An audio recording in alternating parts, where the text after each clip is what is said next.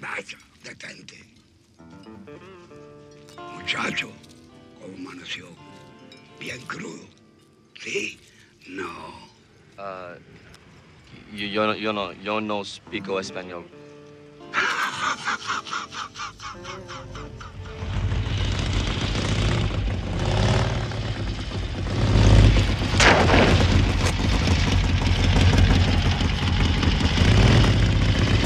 Big idea, Bob. Leave me all alone with this old man. Hey, man. Had some business to take care of in TJ. Besides, you were sleeping it off, stud. Was I that drunk last night? Man, you were screwed, blued, and tattooed. Look at that. Well, at least tattooed anyway. Muchacho, pasen a desayunar. Allá vamos, Tata.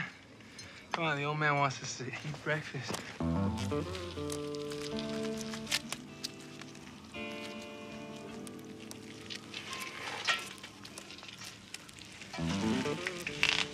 I never had snake before. It's not bad. ¿Te gusta? La víbora es la vida. Una víbora que sale de su propio cuerpo viejo. Como un sueño. What's he saying? He says life is a snake.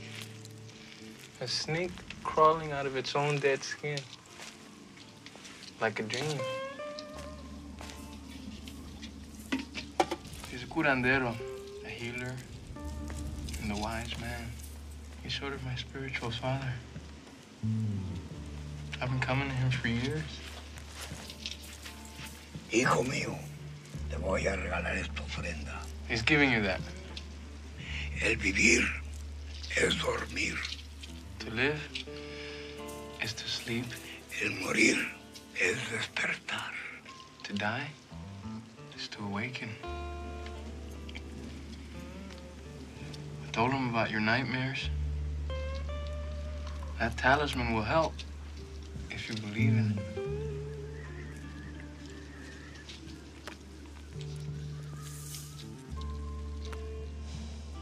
What is all this?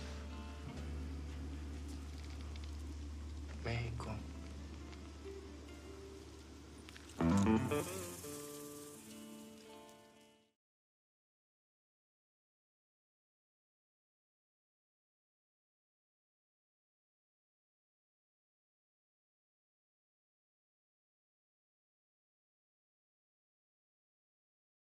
John Lilly once put it this way: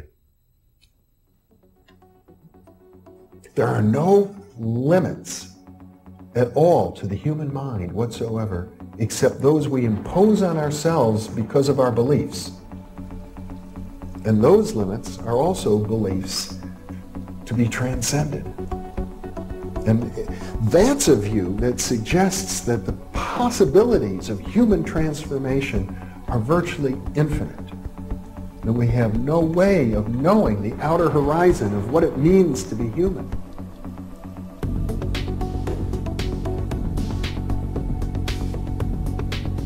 And really, to understand all this, everything, you have to go very, very deep into a study of history, consciousness, neurophysiology, everything.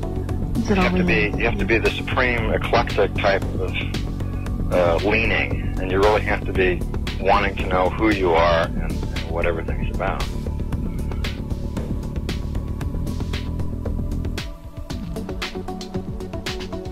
And the thing that you'll find when you go to sacred sites, if you're very humble about it, is that you are on a personal journey, and the sacred site will respond to you in a way that is appropriate only to you. The information is always what you are searching for. And it's the intent you give that energy that defines whether it is used for right action or not. And it is inside these sacred spaces that you will be reminded that you are a god, that you are a bright star. So what you're trying to do is move through the course without ricocheting off walls or creating karma. You're trying to slide through things smoothly. How do you do that? It's called flowing. There's a technique that you can do that will allow you to touch some part of your inner being that has more knowledge than your conscious state does.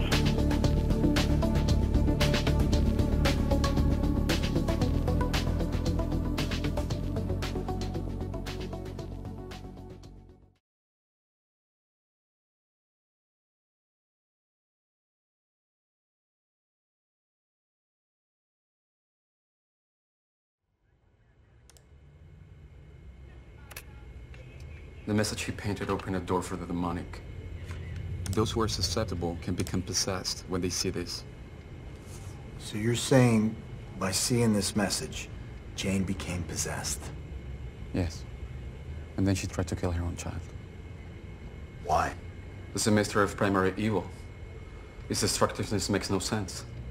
Not to us. Santino saw this message in Iraq. Became possessed.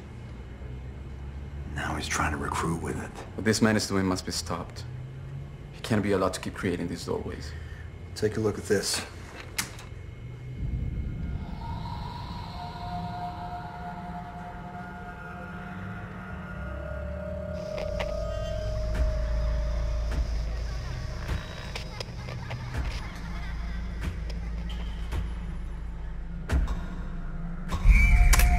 Tell me you saw that. So what? The face just flashed across the screen. No. You didn't hear any of those sounds? I heard nothing. These sounds. The static. The children's voices, the wet thumping. I keep hearing them. I'm going out of my fucking mind. No, you're not. The painter in this video could be sending you messages. Perhaps he knows your gift. My gift? Those hunches you get, what your partner calls your radar, we call it the discernment of spirits. You can sense what others can't. It is a spiritual gift, but it also puts you at risk. It makes you a target.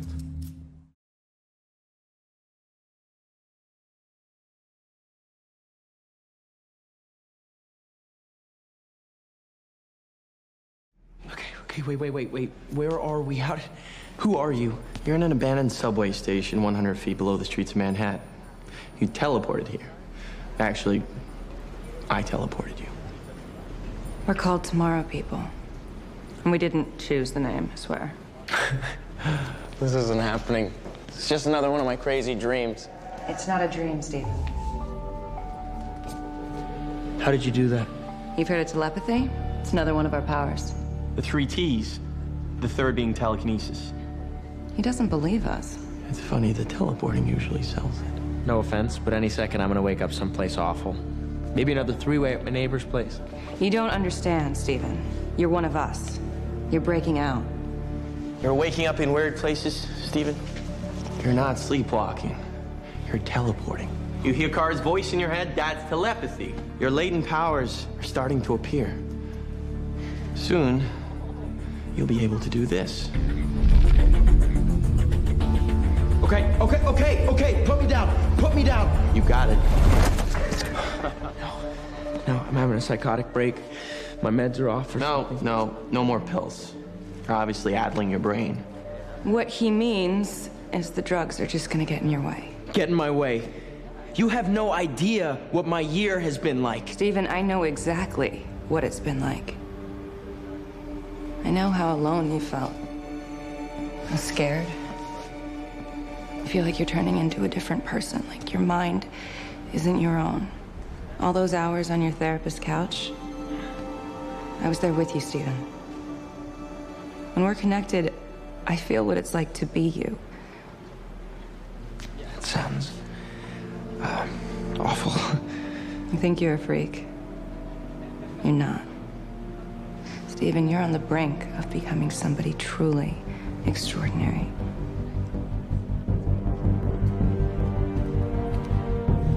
Don't let it go to your head.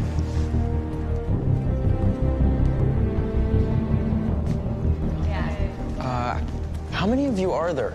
Here, you're number 15. Out there, could be hundreds, thousands. It's a genetic mutation that lies dormant through adolescence. Sometimes it never breaks out. Until then, people like you think they're just regular saps. Homo sapiens. As in, human. If I'm not human, what the hell am I? You, my friend, are a Homo superior. We didn't pick that name either. I'm Russell. And you're the one that Kara can't stop talking about? Shut up, Russell. Where did you guys get all this stuff? You heard of the 5-finger discount?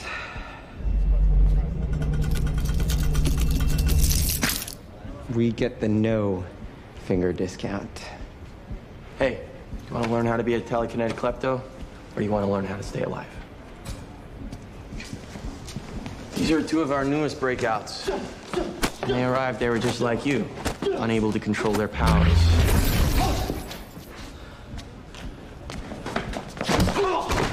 Teleporting in your sleep is just the beginning. It's kind of like a paranormal dream. By the time we're done with your training, Ultra won't be able to lay a hand on you. Show off. Who's Ultra? The ones hunting us. There's a war going on up there, Stephen. But you won't read about it or see it on the news. A shadow war between our species. The government's known about us for years. They want us neutralized. That's why they started a containment program. Ultra. Their agents are like us. Captured, then forced to use their powers to hunt the rest of us down.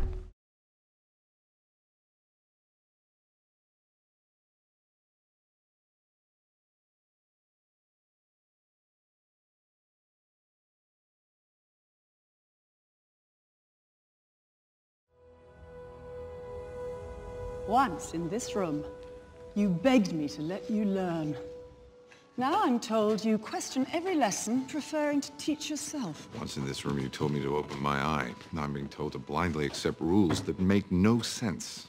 Like the rule against conjuring a gateway in the library. Wang told on me? You're advancing quickly with your sorcery skills. You need a safe space to practice your spells.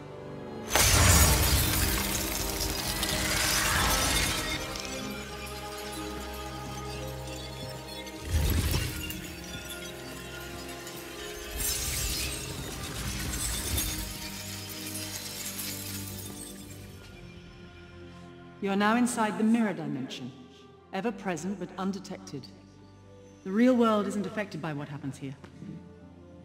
We use the mirror dimension to train, surveil, and sometimes to contain threats. You don't want to be stuck in here without your sling ring. Hold on, sorry. What do you mean, threats?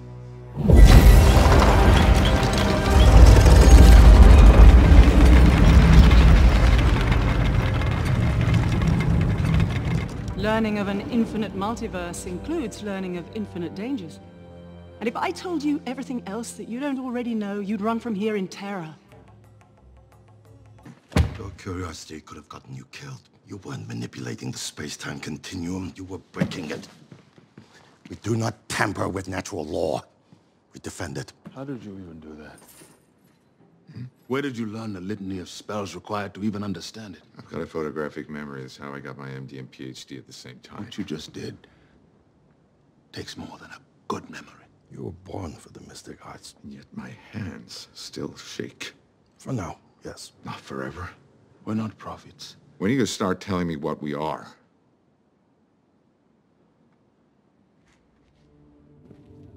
Well, heroes like the Avengers protect the world from physical dangers. We sorcerers safeguard it against more mystical threats. The Ancient One is the latest in a long line of Sorcerers Supreme, going back thousands of years to the father of the mystic arts, the mighty Agamotto. Same sorcerer who created the eye you so recklessly borrowed. Agamotto built 3 sanctums in places of power where great cities now stand. That door leads to the Hong Kong sanctum. That door to the New York sanctum. That one to the London sanctum. Together, sanctums generate a protective shield around our world. The sanctums protect the world, and we sorcerers protect the sanctums. From what? Other dimensional beings that threaten our universe. Like Dormammu. Where did you learn that name? I just read it in the book of Cagliostro. Why?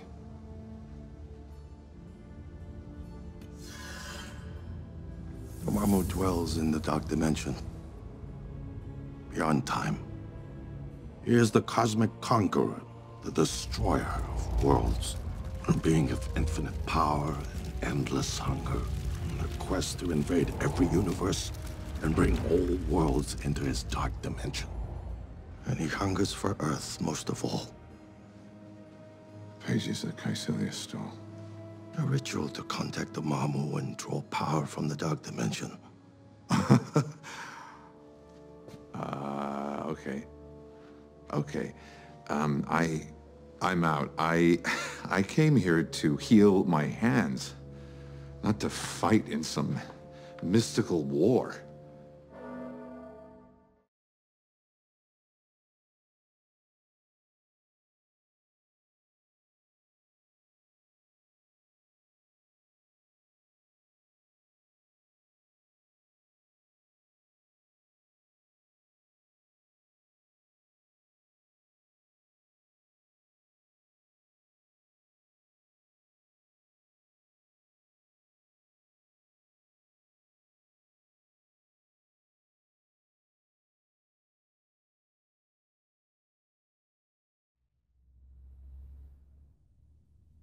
Hey, you epic being, welcome. Thanks for allowing me to be a part of your journey once more in what will be probably part 8 in our Intuitive Potential series.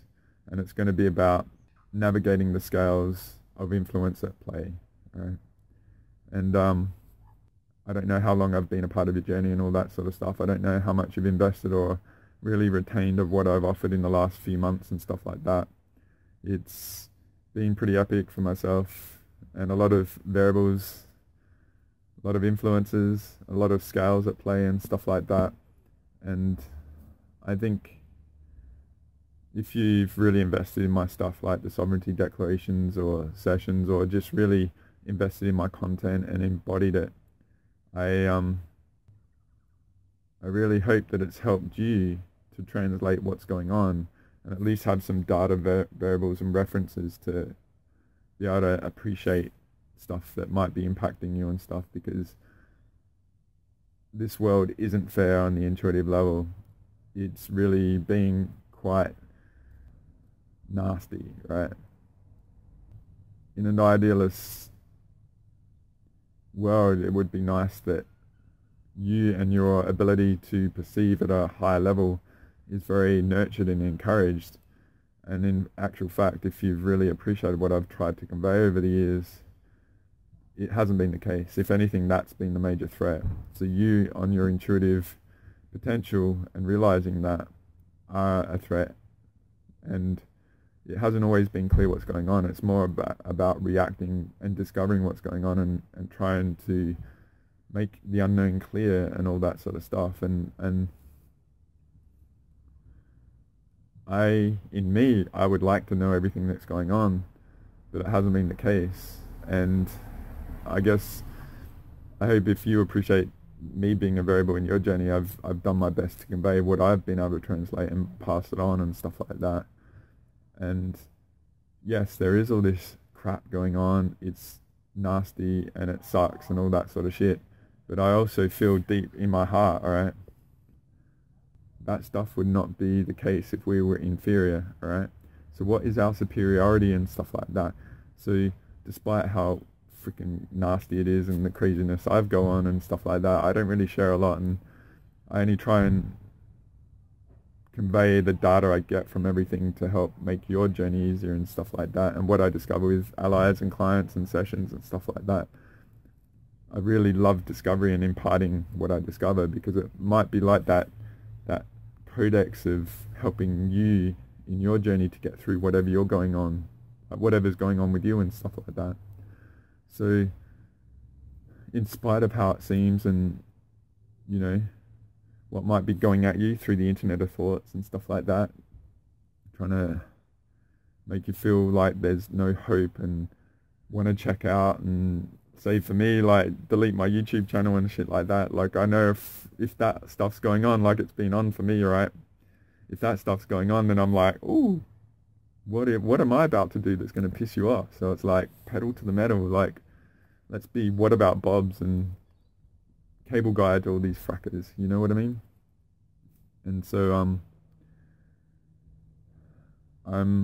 despite how it might seem and how vast the gap in your awareness to everyone else might be, I'm incredibly optimistic at the potential that we all have that's untapped so much. You know, to me, everyone is very intuitive, and if we are in this reality where there's no concept of it, right, we have to appreciate that, wow, that is an enormous amount of potential there that might be just on the edge of popping through or breaking out and stuff like that. And the pressures that are going on are like the coal to diamond to bring out the perception, diamond in many other people that don't even know they've got perceptions and stuff. So how do we navigate all that, right? And all that craziness and all the uncertainty and all the violations and multi-dimensional energy hygiene issues and all that sort of stuff. Ideally, one of the things I've conveyed is like working out pranic healing and going and exploring that and incorporating that into my life and how simple and elegant it is. And the guy that created MCKS pranic healing, his aim was to have a healer in every household around the world. So it couldn't be rocket science, you know. You didn't need a degree to learn it. If you go and do the first level, in the first 20 minutes you'll be able to start feeling the energy and stuff like that. So to me, my mechanics of navigating is, it's not adding anything to us, it's getting all the crap out of us and being pure and clear and getting all the regions of our body clear and all that sort of stuff. And then how are we being clear and navigating in this reality? Well, there isn't a respect for free will. It's you know, violation is the nature of this reality, right? And that's where I've worked out the mechanics of violation is our asset, okay? If they're going to violate us and stuff, then we can take that all apart, you know. An injustice anywhere is an injustice everywhere. So in me, like when I do my own pranics on myself, I'm doing the audit that I've got in my version 5 that I share. I do it on myself, like the 1000D audit on everything and everyone. And I can feel the layers of influences and stuff. And ideally, I would like to say there is a sweet spot where we're totally immune to all this crap going on. But I haven't found it. And all the people that are hugely aware that I deal with, they aren't able to find it either and stuff. So to me at this time, the only way to navigate is engage your work ethic, do it, and develop the muscles on that sort of thing. Like embrace the fact that you are a healer. Maybe you haven't engaged it yet and that's all cool. Maybe it's terrifying for that responsibility and all that sort of stuff, but once you get over all that stuff, you like all that resistance, you flip and everything becomes a foundation for your launch from. I highly recommend going and doing that MCKS pranic healing course, right? It's a few $100. It's a couple days, wherever you are in the world. Once you get over all the stuff that you might justify resistance to or whatever, like lack or just the scales of stuff we've got to go against, who am I to be able to work all that stuff out, right? Once you get over that, it becomes your foundation. And ideally you become very empowered by having that skill set under your belt, right? And you may not get it early on and stuff like that. You may not feel like you're having any influence, and then all of a sudden something might pop, or you might feel an acupuncture point clear or something like that, or your emotional state switches from being a very negative pessimistic to just in peace and clear. And one of the things you might feel is you're able to disarm, like you feel like you're armed up, you don't even realize your body's armed up, and then you can relax and you get a good night's sleep, and you might get your appetite back and all this sort of stuff, and you might just get the aha moment going and stuff like that. So I've always suggested that, and the ultimate navigation is to engage that healer in you to have a skill set, and then, you know, if you need to fall back on someone like me, that's what you do and stuff. And I don't try and like intimidate people by how crazy and all this shit going on. To me, once you know the data and all that sort of stuff, and then you get some experience and you get the references, you can splice up all the layers, like the people around you, the influences in society, the off-worlders and stuff like that. And so you will be able to translate all this yourself, and you'll be able to anchor wherever you are as an anchor point for all this, and perhaps the antidote in your region and stuff like that. So what's been going on is I've been doing missions, I've been smashed, and there's been interesting things going on around me and stuff, and I've had to have a level of challenge that's going on and stuff. And then also there's all the variables going on, working out all those things, others around me, and all the influences going on in society, and the effect of people, like the cycles with moons and dates and all that sort of stuff. as well as bigger scale operations underway, continuing programs that if you've gone into my Amplify the Echo series at bigger scales and stuff, and then I've started the internet apparatus series. If you've gone into that, how bigger the plays have been going on for hundreds of years in societal level and stuff like that. And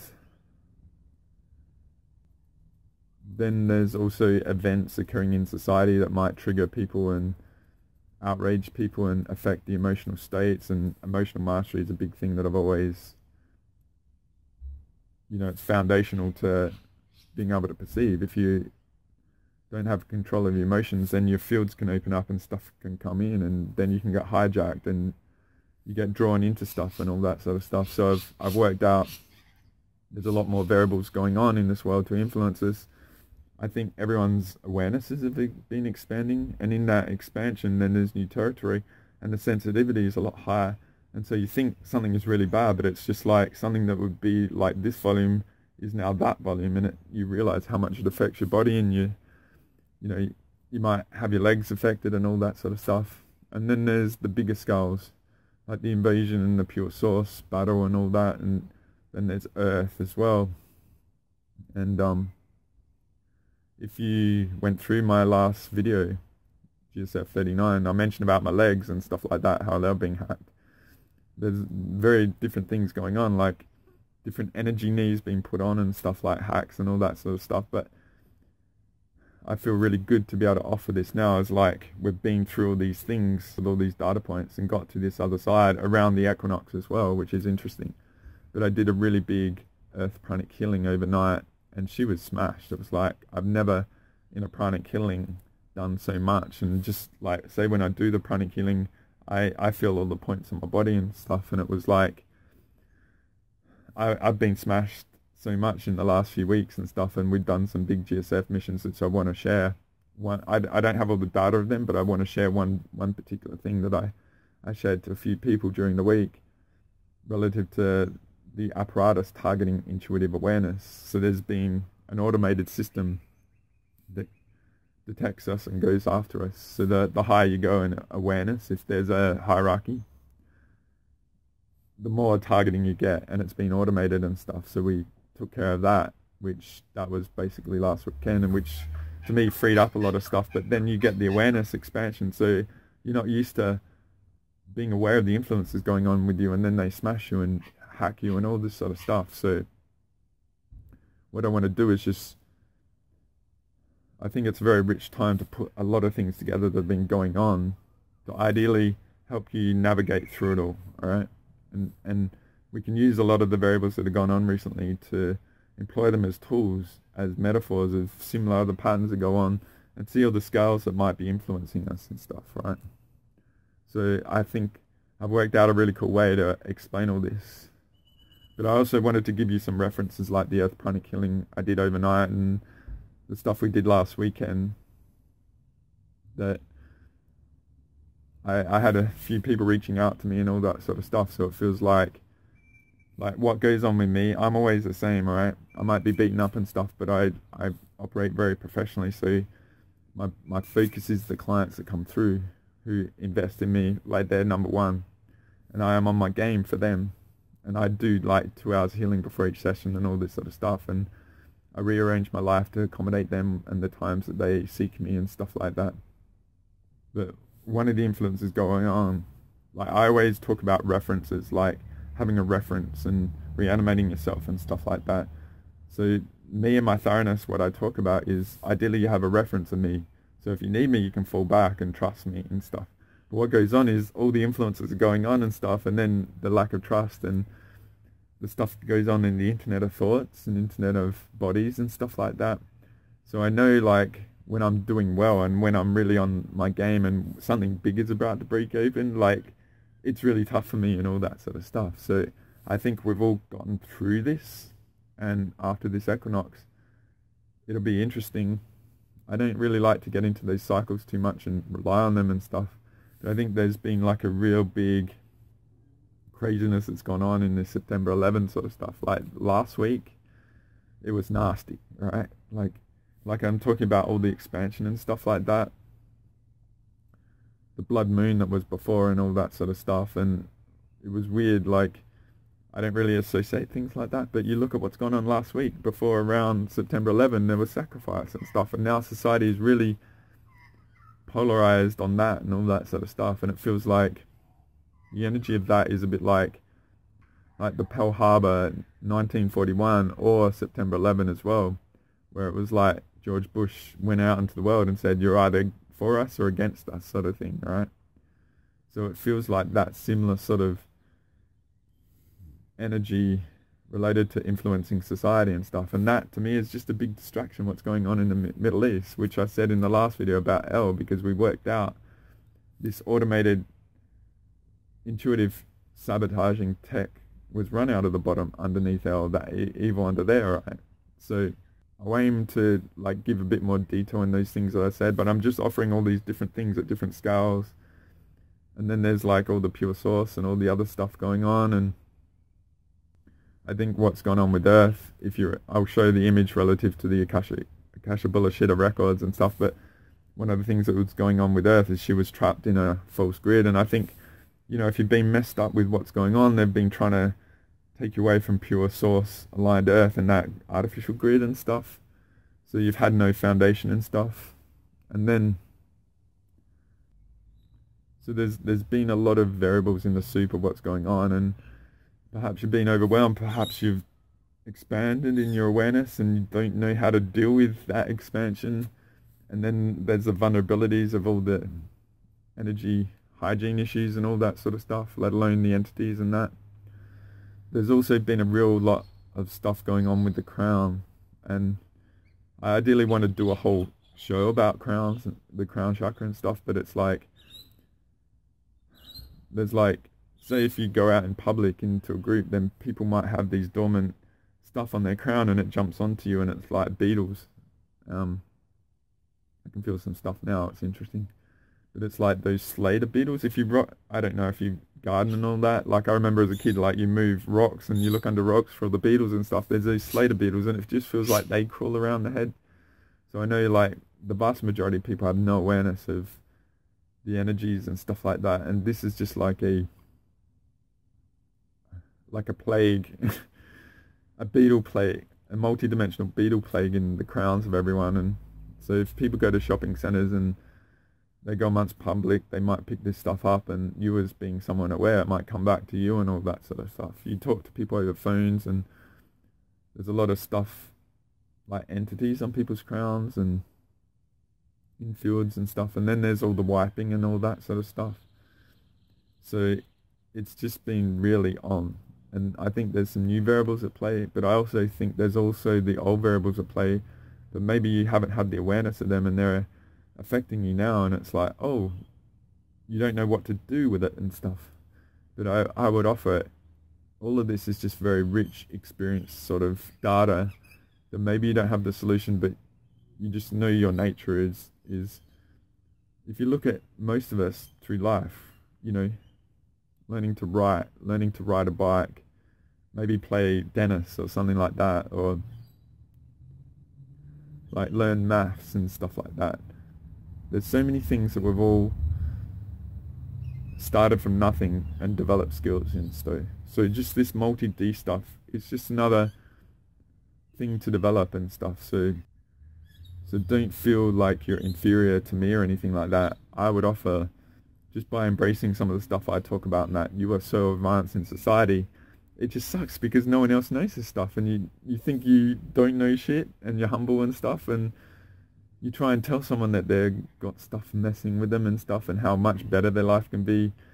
It's just fascinating, the avoidance of healing that goes on. It's crazy when there's so much potential, right? So I hope that's a good intro, and I'm going to get into some of the variables and how to break all this down, and I'll use some of the variables that have gone on that I've shared in this intro, and I'll help you translate them. And ideally, the way I translate them, you'll feel them, and maybe during this you'll sense that, and that variable has a unique frequency that you can refer to, and you'll be able to subtly splice up all these things. Like I said, like I can feel these things always affecting me and all that sort of stuff, and I know what's what. I know the key is also, and this is a big thing, the big thing is know thyself, right?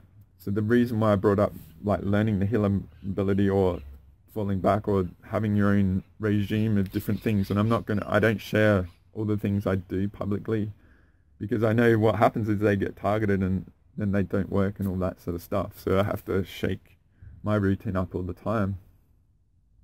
But the key, what it comes back to, is if you work very hard on your own healing and stuff, and maybe you clear 75% of all the crap that's going on and you can't get stuff and all that, the key is that you know thyself. Like, the more you do, you know yourself better.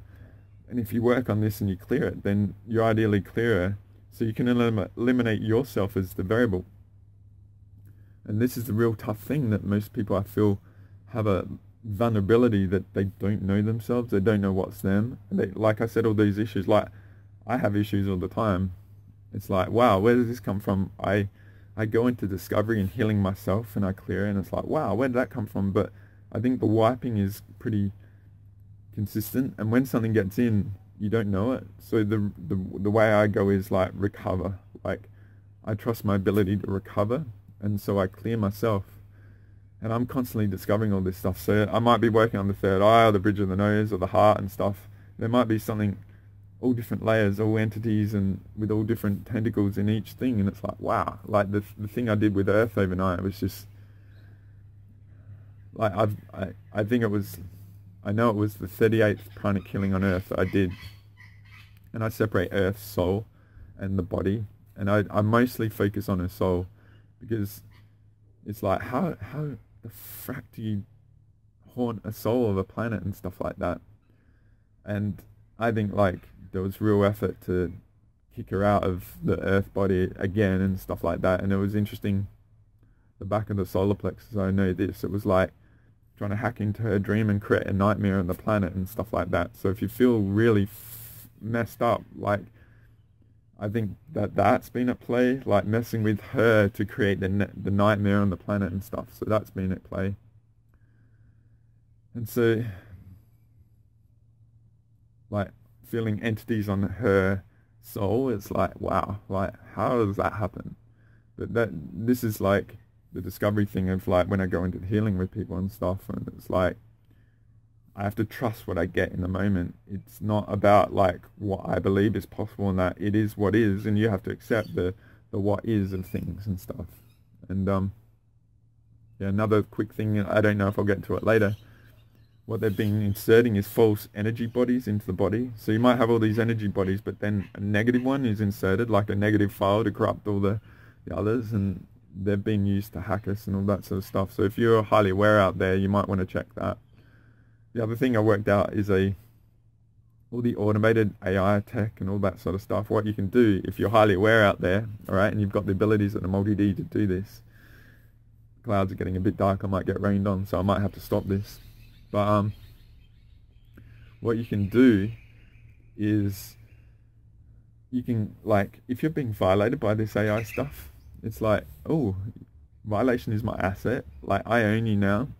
So what you can do is do like a Windows file update, right, to all the AI tech and all this sort of stuff. You can give them a 1000D Windows update and then turn them on to their source of what they're sent at us, all right? So that's how you deal with a lot of the multidimensional AI stuff, right?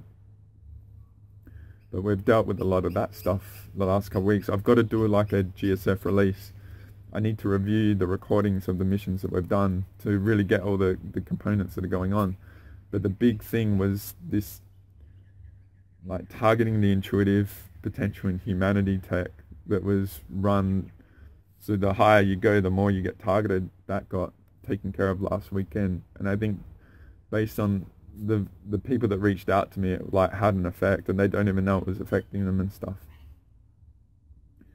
So I'm going to get into this, all right? We'll see how we go. I just needed a bit of a pit stop. So another variable I didn't really talk about is how critical, I mentioned it, but I just want to emphasize it here, and I'm going to use some examples, because I was debating during the week of a lot of things that have gone on the last couple of weeks, and one of the things is a lot in the narrative is limiting speech and all that sort of stuff. And I was looking for the audio component of what I found, and I thought it was in this interview, and I haven't found it. But it was about offending, right? Relative to the emotional mastery and stuff like that, right? Because it's not about suppressing your emotions and stuff. It's not letting things out there affect your state, because like I said, your emotions can affect your field and things can come in, so your field can open up and things can be predatory, waiting to just hack into you. So one example I found was, say, going through YouTube shorts and just going through the streams and stuff and seeing what comes up. I usually like to be focused, but it's interesting. They've been of interest to me at late. Just seeing what pops up. And what I was feeling is like you go through some and then something might be an emotional thing, right? It makes you feel something. And it's like, wow, that's cool and stuff. But then there's like a Trojan horse behind it that's waiting for you to go into that emotional state and hack into you. So it's like, what I'm just using is that variable of the social media or the online sort of stuff. You might be operating in a way to make you feel stuff, right? And then it hacks you from when you go into that state based on its observation of you and stuff. So I think that's going on in social media and all that sort of stuff. And the pot is being fucking stirred at the moment, right? With something in society, and I'll get into that a little bit. It's not about that, but it's about the effect and what it's triggering in society. And I would just go back to offense quick, right? Because the clip I had, and I wish I shared it, like I freaking lost it. I don't know where it is. But it really impacted me a while back, many, many years ago. And it's about offending. And the thing it was, or what it was about, was the two offenses that occur in offending. So yes, you might do something that is offensive and it affects someone, but this is the key. Allowing yourself to be offended is an offense. And you think like reacting, it's like I'm doing something. It's not that. It's like your psychic defense. If you go into an emotional state because something makes you do that and react to it, then like I'm saying, your field opens up and then it hacks into you, and then psychic parasites or energy hygiene shit or entities hack in and then hijack you. And so, you know, if you go into these things and you get something really burns you up, like you get pissed off about something, react, and it's like, this is offensive and stuff. Just go back to that moment and review and sense what you feel. Like me just saying this now in my energy, like I'm pretty fired up. Like it's good to be here. I've been smashed like for so long and it's been so effed. So it's like I'm getting fired up. I was getting warmed up, right? So I'm back. The brat is back, right? But I would just say, like, just go back into the moments of when you reacted and you were a passenger to it, and ask yourself, why did that happen? And just add to the variable, did something come in? And you might go, oh, fuck. Like, I used to have people go, ow, ow, like when I said something, because I just know the thing and hit the raw point and stuff. Just observe your body with what I said and see if something affects you, alright? But just really be on guard of all this stuff. Don't be feared, don't like retreat.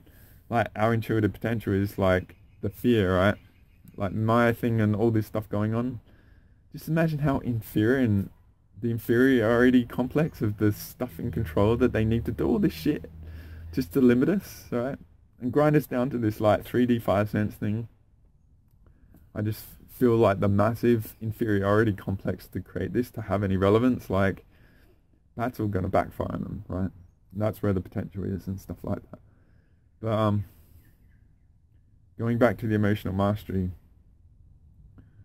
and relative to the offense, right? It's a big one, because the thing in society, this is what's going on, right? Like going back into the 80s, right? You might be like an 80s brat like me and stuff like that. The way we were brought up, it was like battlegrounds. I should show you some videos of the playgrounds we used to go to and stuff. Maybe I'll have that in the background talking about this. One of the things I had as a kid, I don't know where it came from, but I remember it was, sticks and stones will break your bones, but names will never harm me, right? And what that is, it's like, we were taught emotional mastery as a kid, like never react to something. You know, like you would have bullies and all this sort of stuff, but it was like they were trying to egg you on to get a reaction, and you just never reacted. They would go away and stuff like that. But also, like, schoolyards and growing up, like, we were brutal against each other, right? And you were very toughened up. And, you know, like, if I remember, like, say if I reacted to some scumbag kid that was doing stuff, it wasn't the perpetrator of that, it was you reacting. You usually got caught and stuff like that, right? And you got in trouble for reacting, right? So you might be younger than me and you don't know all this stuff because it wasn't instilled in you as a kid and all that sort of stuff. But what's going on these days, right, is society rewards the victim. Okay, I've done a video, like, I think it was Emotional Mastery Part 4 many years ago, and I never go into the victim state. I might say stuff in a way, it's like, holy fuck, but I never let my field, I would never frickin' give my field away to shit like that, right? So you got to see, like, society rewards the victim, right? So with all this offence stuff going on, it's like, in England, like, if you go online and you talk stuff, then because of, like, hate laws and stuff like that, it's like the victim is, if you cause something that has an effect, then you're responsible for the state that creates in another person, right? There's no self-mastery instilled in society. It's like you cause harm to anyone else, you're in trouble. So even like in Canada, I know there's a law where if you offend a certain segment of society, you can go to jail and you're fined like 20 grand and stuff like that, right? So where's the incentive to master yourself and not be affected by that? If you get financially rewarded and stuff, like, society rewards the victim, right? So why does it want to do this and stuff?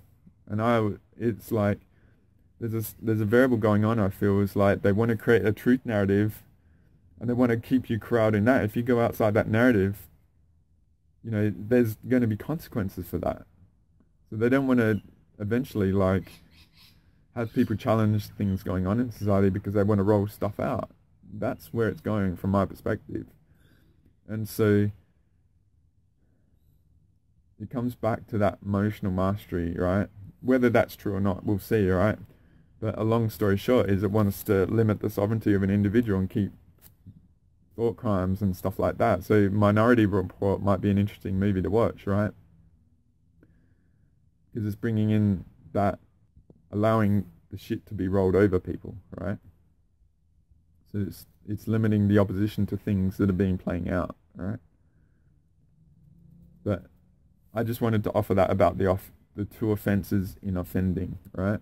Sure, someone might do something, but you have the control of your reaction, what it comes down to. So just observe that, see if you get caught up, because I know there's all this stuff predatoring, waiting for people to go in that stuff and just hack them. And then you might be smashed, and you might be caught in it. Oh, Andre's like the wrong sort of thing, and you don't fall back to healing and get cleared, and you're messed up for 6 to 12 months, right? And you lose a lot of your time and peak awareness time and all that sort of shit. It comes back to you to embrace emotional mastery and not allow anything to affect you. I might give you the Michael Tazarian enlightenment clip here. I've shared it once or twice in the past, but it might be a really cool one to offer now. And just gauge your reaction to things, all right? So enjoy. I'll see you on the other side.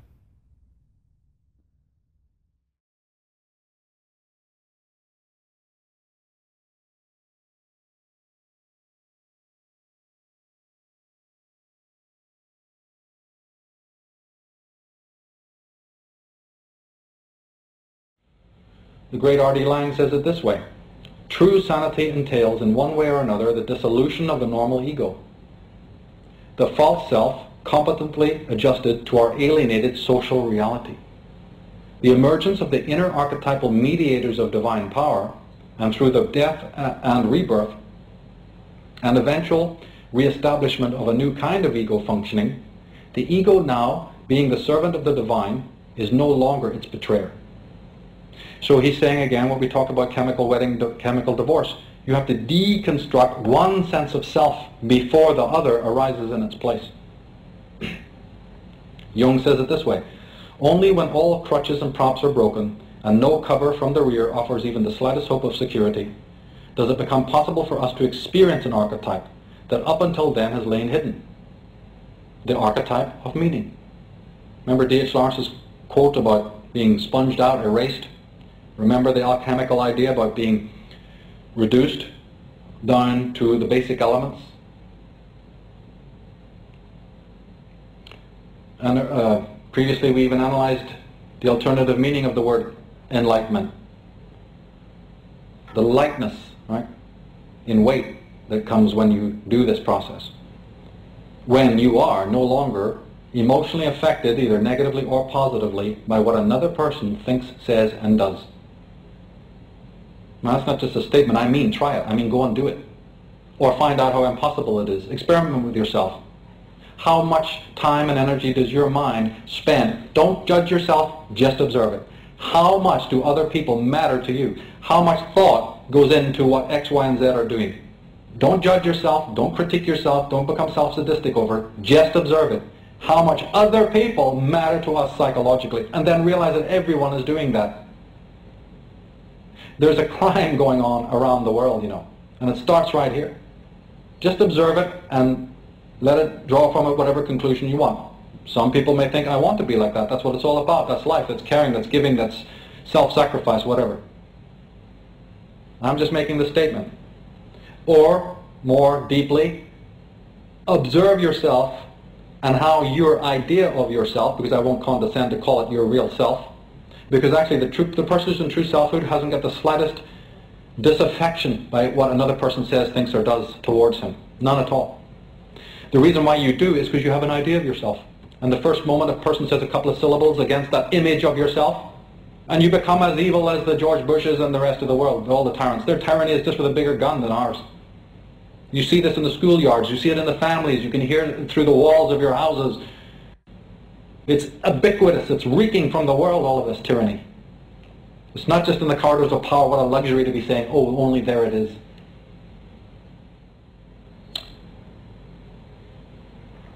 A great deal of this has to do with this intimate connection.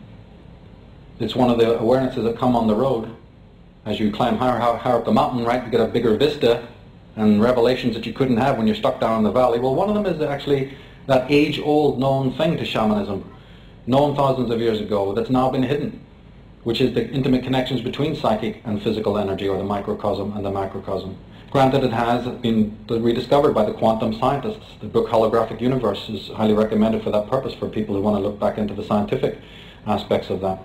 Leonard Slane says that according to the new physics, observer and observed are somehow connected, and the inner domain of subjective thought turns out to be intimately conjoined to the external sphere of objective facts. Well, Richard Milton says that Rupert Sheldrake has sought answers to the unexplained mysteries thrown up by research that are usually ignored by science. When a laboratory rat has learned a new trick in one place, other rats elsewhere seem to be able to learn it more easily. When some birds first learned to open milk bottles on the doorstep, birds all over the country suddenly learned the same trick.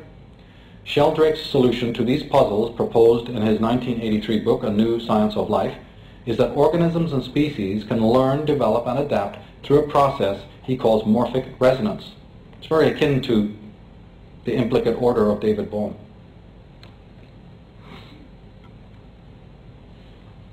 In the book The Cosmic Serpent by Jerry Narbury, he says that in the early 1980s, thanks to the development of a sophisticated measurement device, a team of scientists demonstrated that the cells of all living beings emit photons at a rate of up to approximately 100 units per second and per square centimeter of surface area. They also showed that the DNA was the source of the photon emission. Photons is the highest form of light that we presently know. Deepak Chopra addresses the whole concept of photonic action and how that's a bridge between the external and internal world. You see, he said photons come out of nowhere. They cannot be stored. They can barely be pinned down in time. They have no home in space whatsoever. See, so they transcend space. They're exactly the same as the unconscious thought processes of our minds work. That is, light occupies no volume and has no mass. The similarity between a thought and a photon is very deep. Both are born in the region beyond space and time, where nature controls all processes in that void, which is full of creative intelligence.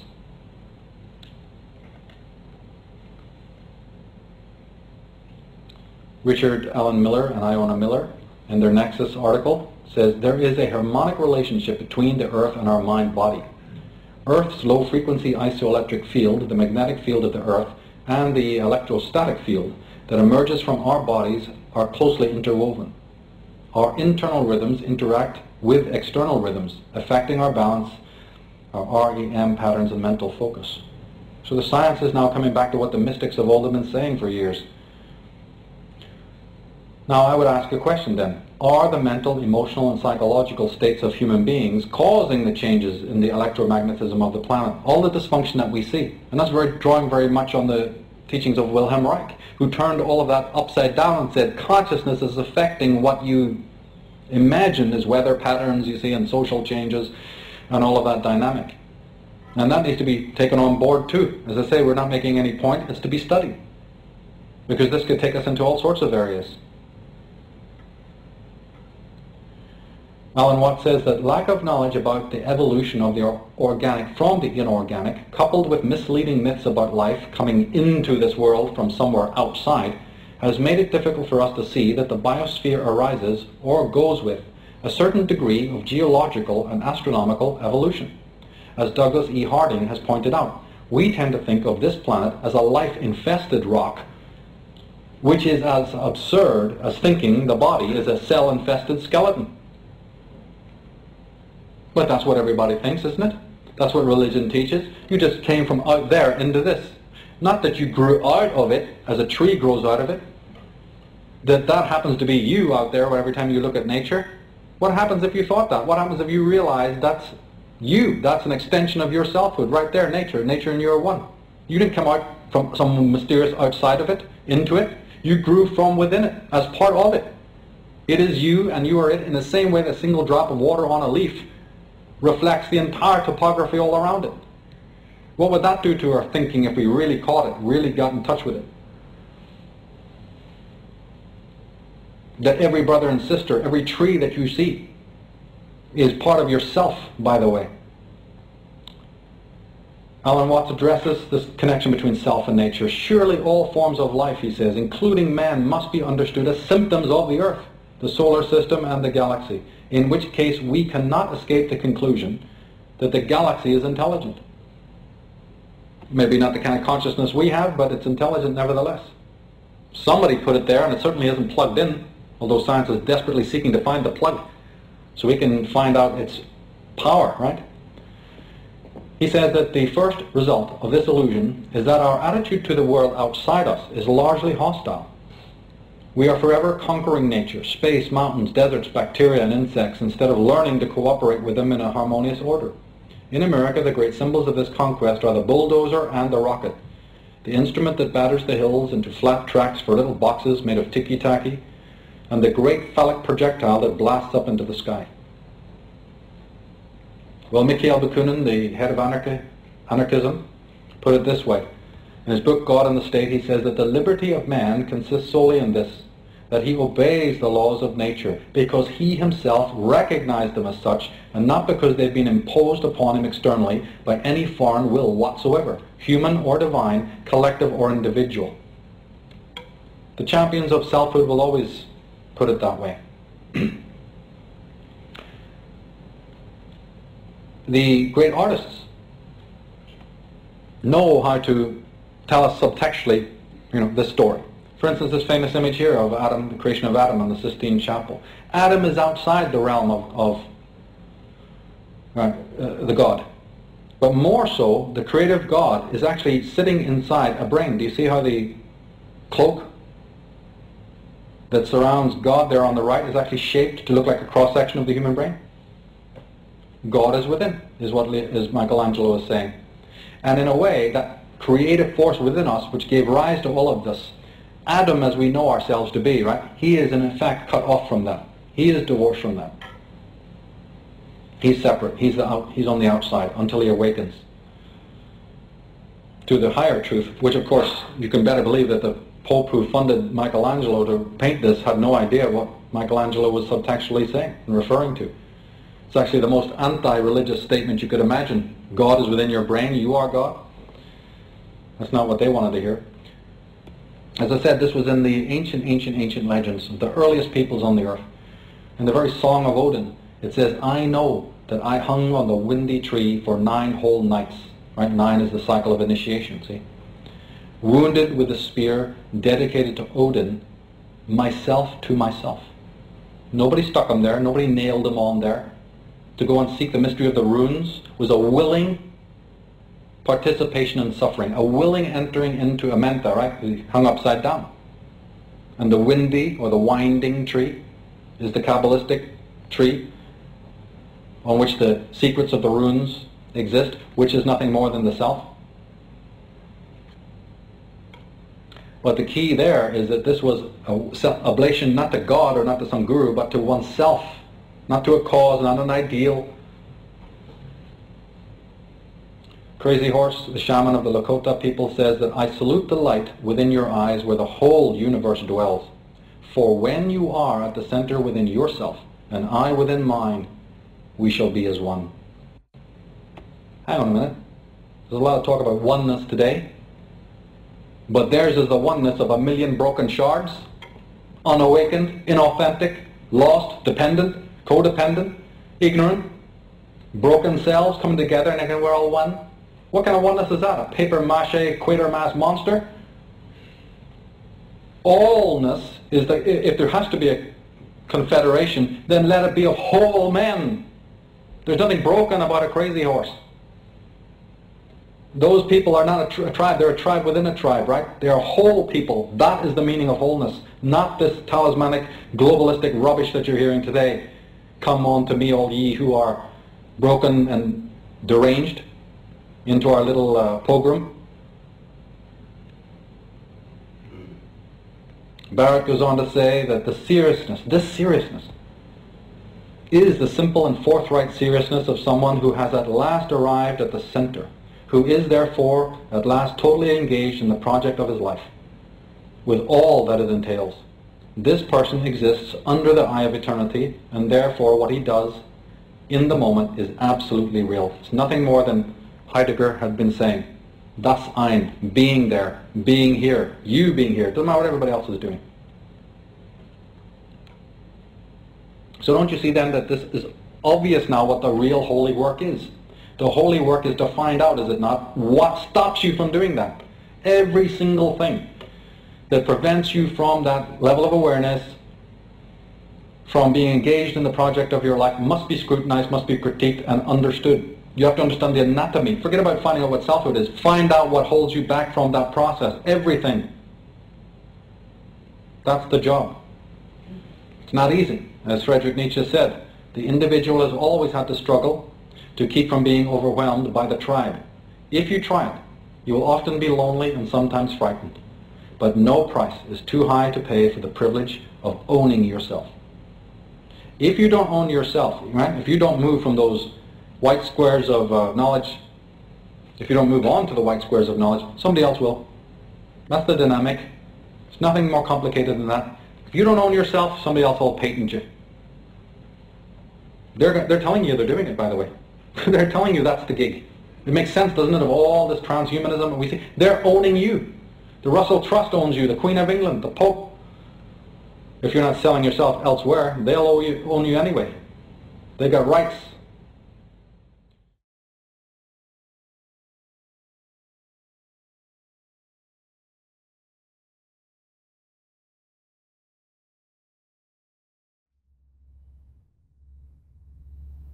Welcome back. Interesting, hey.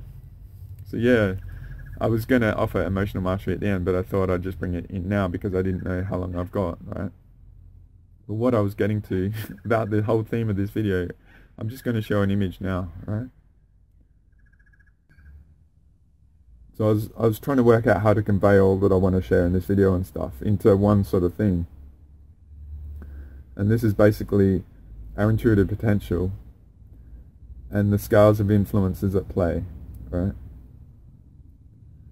So what I've done is I've broken down just simply into 3 levels, like the bigger multiverse scales, multi-dimensional scales, the society level, and the influences, right? And the personal individual influences, right? So if all of what I've said in this audit, like this video so far, right? I talked about the earth planet killing, the blood moon and all that sort of stuff, the cycles, talked about pure source and all those big scales, right? Then the society things, like the events in society. Around September 11, someone died, right? And how big that's being carried in the narrative, right? As a marker point. So I mentioned Pearl Harbor, right? The reason why I mentioned Pearl Harbor is that was a big event that got America into the war, World War II, right? The thing about Pearl Harbor is they knew what was going to happen, okay? And then they used it to inspire society to favor a view of the path that they wanted to go down. They wanted it to go down, if that makes sense, right? So, you know, the level of monitoring going on, perhaps they knew something was coming, and then you look at how much it's been endorsed and jumped on, right, to mold society going forward, right? Whether it's good or not, you know, it's divide and rule and all that sort of stuff. And I'm not saying it's bad or all that. I'm just offering it as a data point of the influence of society, because we're dealing with the bigger multidimensional stuff, right? And then all the individual things. So the offense, all right, all the division and the energy hygiene and the issues I've talked about in the reality and all that sort of stuff, right? You might have individual variables. You know, like I said, I was feeling all the earth stuff coming down and messing with my body and all that sort of stuff. But that's a bigger scale of influence to separate from my body, right? And I would offer, like, a lot of people who are affected by the stuff going on Earth, especially if you're in alignment with my stuff, right? So you might feel a lot better hearing this and having that reference and being able to splice that up, right? Especially what I said about the back of the solar plexus, about creating a nightmare here sort of thing, right? But yeah, I just want to break all those things up, because the other big thing was the blood moon, so it was a cycle thing. If you get the drift, and then that influence will happen around September 11, potentially, right? Now we're in the equinox, which is a bigger variable, alright? But I hope that helps, right? So you might want to, like, have this sort of mechanics of putting all the different variables at play. You know, like, from a societal influence, you might be engaged with someone online and stuff, and then they turn on you or whatever and stuff, right? Or there's, like, we can look at, say, a lot of the Western world, there's been a lot of protests about something that's done to the societies, like to grind them all down and stuff like that. So that's affecting society, like the power prices and all the inflation costs of all the programs that are just messing up society, alright? It's all very interesting, right? But I'm just going to move on quick, right? This is an image I've shown in the past, right?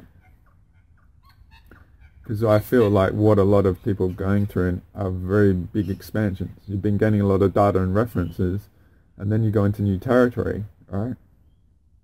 And then there's all new awarenesses, and you might be sensing stuff and you have no reference of it and all that, like the energy hygiene stuff, and perhaps you really are going off, like, really parabolic in your awareness, and then people around you might get hijacked and sabotage you and all that sort of stuff.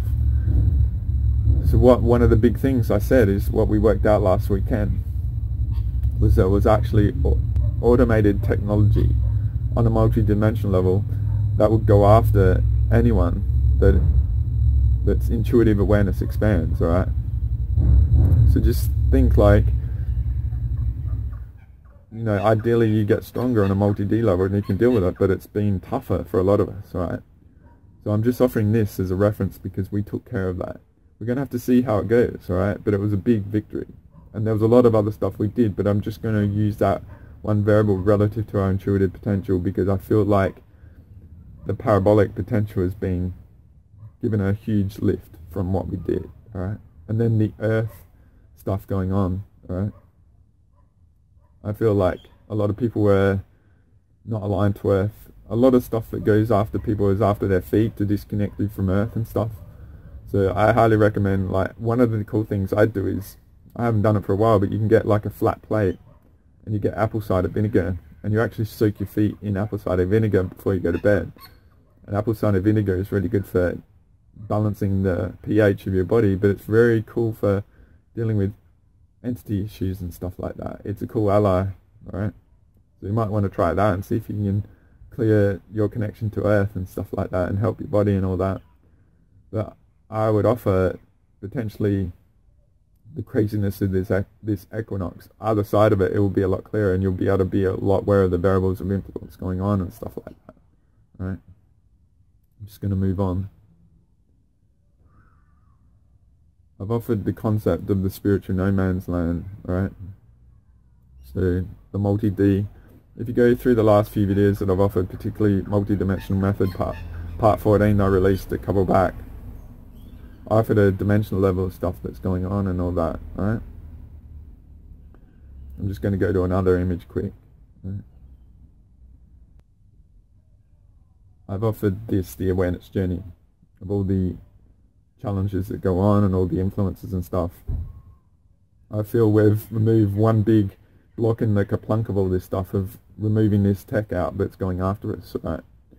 That I would offer that the unfamiliar of the expansion, you know, not knowing your defense and all the references and stuff, then the energy hygiene stuff can be pretty nasty, right? So I feel that that's been going off the charts, right? And it goes after the degrees of separation around you and stuff, right? As well as the inserts of the like the energy body inserts that aren't authentic to you, that are used to Trojan horse and hack you and derail you and stuff like that. I'm just going to move on to another image quick. This was an image I've offered in the last couple of videos relative to the insert of the spiritual no man's land, alright? Because there's a gap there, and what can happen is one thing I haven't talked about for a while, right? And I'm just going to show you it now. I haven't shown this one for a while, but what can happen is the oversoul hack, right? So to me, that gap in the spiritual no man's land has a vulnerability that stuff can get inserted like this to disconnect you from the pure source. Multi-dimensional 1000D potential and stuff. So I've got a lot of this stuff in the sovereignty declaration that you can clear out yourself. But I just wanted to go over a few things, right, relative to our intuitive potential, because ideally a lot of this stuff will become a lot clearer now that we've gone through all this stuff, right? So if you're not 100%, this sort of thing can go on, and those around you that get hijacked, this might be going on to them to derail them, to undermine you and stuff like that, right? This is an old image that I try and convey like the energy hygiene sort of issues and entities and stuff. So when I talk about the energy bodies and stuff, you know, this is the sort of diagram. I was going to do a different one, but I didn't want to get into it too deep and stuff. But this is like entities. They're not like Slimers from Ghostbusters, but they can just be energies like this that get in your field and hack you and stuff. And there's all the acupuncture points and hacks of your different body and stuff. These are a lot of the things that have been going on.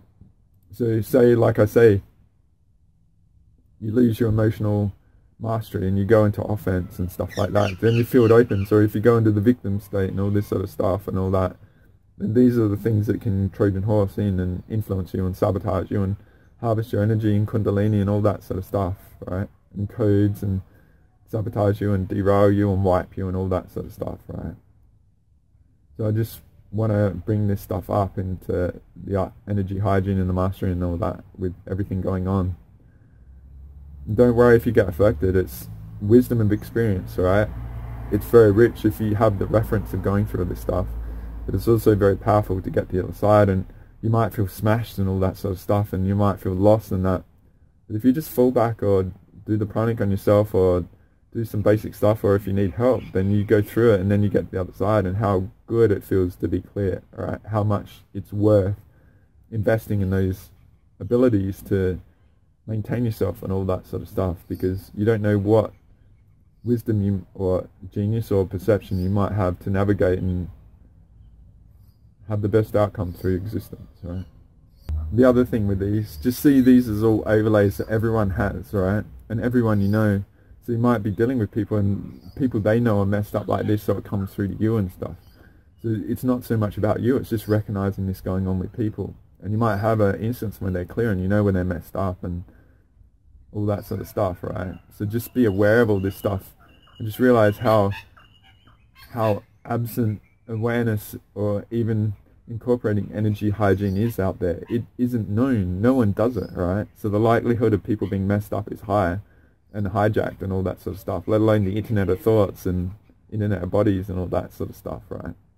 So it's just like, appreciate all this and realize that you knowing this and investing and doing it, you've got a massive edge over other people. And if you do it, then you can sort of eliminate yourself as the problem, right?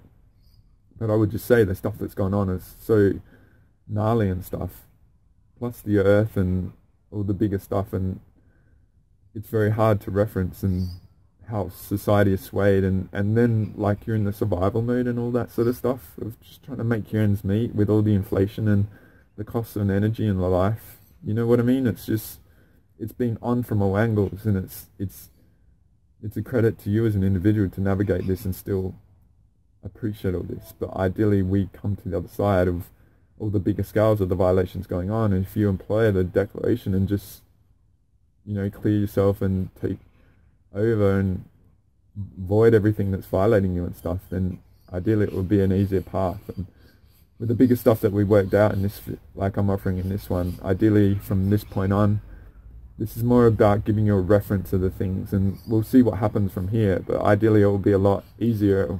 We're going to have to see, right? So I didn't want this video to be too hard and too complex. I'm just giving you a few references that have been going on and stuff like that, and ideally like incorporating this scales of influence at play structure, then you can sort of put all the variables into sort of different boxes and then focus on you. Once you get yourself clear, then you don't get influenced by society, and then once you realize all the violations of the bigger scale going on, if you're doing the declaration or you're seeking sessions out the way I do it and stuff, and we clobber all that shit, then ideally it will be better for you and stuff. But I hope this helps you gain a new reference of you, like with everything that's gone on. This helps you regroup a bit, it helps you splice up things, and then you get to the core you that's clear, and then you get a solid foundation to launch and then go into the unknown of the future, right? So it looks like it's going to rain and it's getting dark, and I've sort of gotten to a few points. Maybe I haven't covered everything I want to. Maybe I need to cover everything a bit more, like I talked about the crown chakra and all that sort of stuff. I hope this helps you translate a lot of what's going on, and it helps take you to a whole new level in your intuitive potential, because everyone is needed at the moment.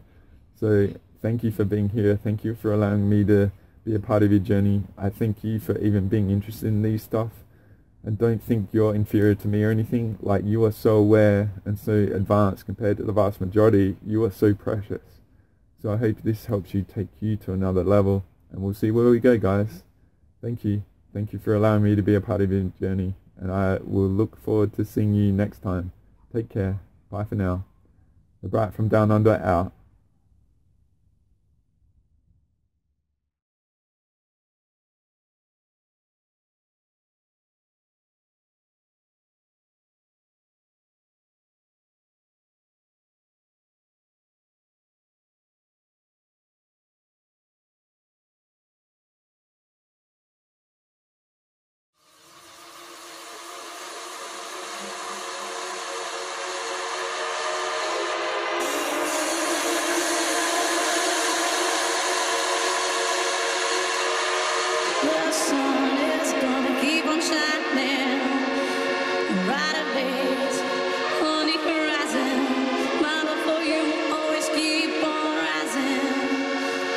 Everything's gonna be alright tonight.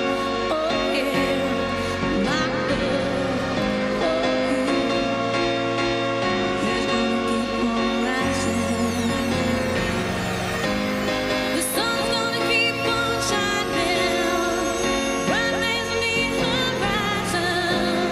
My love will keep on rising. Everything's gonna be alright. The sun's gonna keep on shining.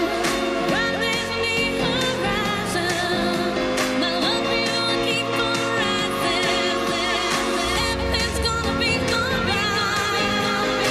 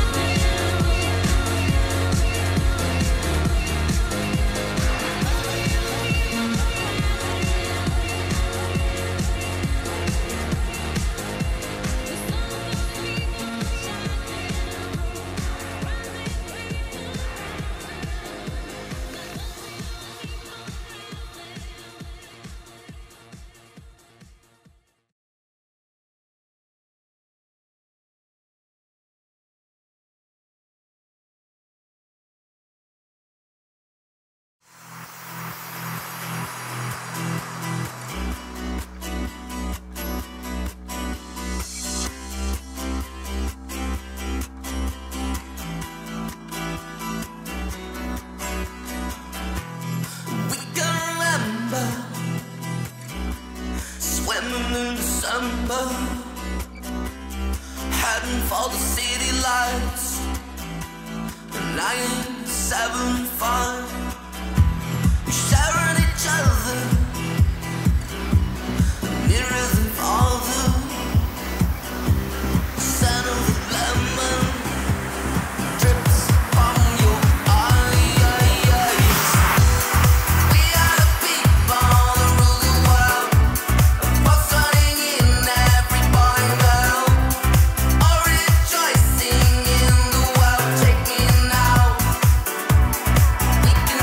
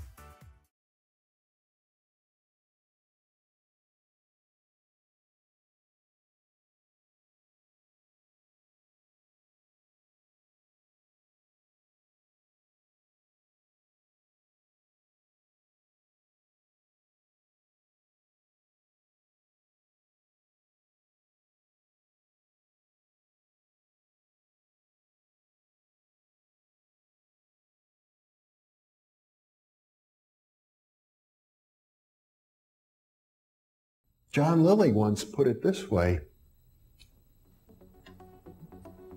there are no limits at all to the human mind whatsoever, except those we impose on ourselves because of our beliefs. And those limits are also beliefs to be transcended. And that's a view that suggests that the possibilities of human transformation are virtually infinite. And we have no way of knowing the outer horizon of what it means to be human.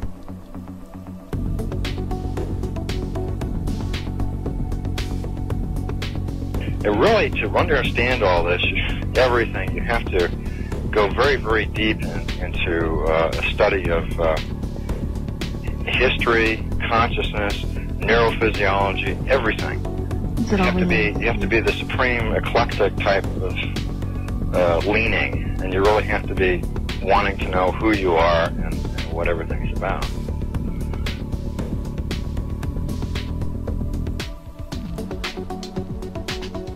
And the thing that you'll find when you go to sacred sites, if you're very humble about it, is that you are on a personal journey, and the sacred site will respond to you in a way that is appropriate only to you. The information is always what you are searching for. And it's the intent you give that energy that defines whether it is used for right action or not. And it is inside these sacred spaces that you will be reminded that you are a god, that you are a bright star. So what you're trying to do is move through the course without ricocheting off walls or creating karma. You're trying to slide through things smoothly. How do you do that? It's called flowing. There's a technique that you can do that will allow you to touch some part of your inner being that has more knowledge than your conscious state does.